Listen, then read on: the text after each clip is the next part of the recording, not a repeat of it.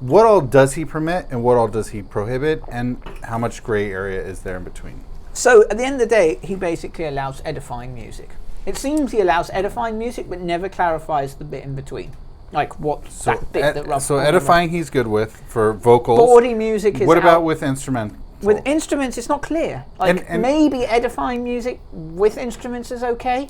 And is this also in the context of a Beit Mishter with drinking? Yeah, because he says it's weddings and circumcision. So usually the context of these are religious ceremonies, weddings, circumcisions, other celebratory occasions. But he doesn't want non-Jews singing at that wedding. So is a lot of part of that about the content? Songs. Is the content? Content is an issue. So content matters for him. This is the... So Gentile songs or Gentile singing is problematic for him. Mm-hmm. This is why it's unclear. Like these are the grey areas, and they stay to this day. Until wait. Where's the gender stuff? Well, the gender stuff comes at the very end of the short, in which he basically admits women have private henna parties before the weddings, and which they dance to drums and clearly must be gyrating. But that's okay because it's just women.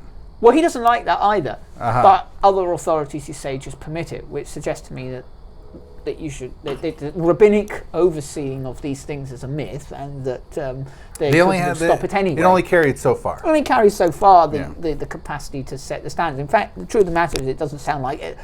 From the nature of the question, it doesn't even sound like that, and that touches a little bit on the second short, which before we wait. go so going back. Wait. So going back. So ultimately, what is he permits Jewish singing or Jewish songs, Jewish content by Jewish singers, not Gentile singing, because presumably there's going to be Gentile content, and not even Jew singing Gentile content, presumably, or maybe even secular content. We could say it doesn't even have to be. And he's also leery about romantic or other love-related content, and that's also with instruments. That's not clear. That's not clear. It's more about the content alcohol. Maybe without alcohol you can do musical instruments, but with alcohol, no. So this is presumed really within and out. So these are at these various occasions. Presumably, alcohol is involved. Yeah. Okay. Great. That seems to be where the bottom line is. I mean, there's a final point that he cites, Rav Shmuel ben Nachman, in the name of Rabbi Yohanan, that. Whoever drinks to the 4 kinds of instrumental songs brings 5 calamities on the world, and he cites the verses. And he mentions 4 instruments, the kinnor, the nev, the tof, and the halil. And I want to stress that what these instruments meant in the biblical period and what they might have meant to Hai, we don't know. Like what instrument they meant to him, we don't know.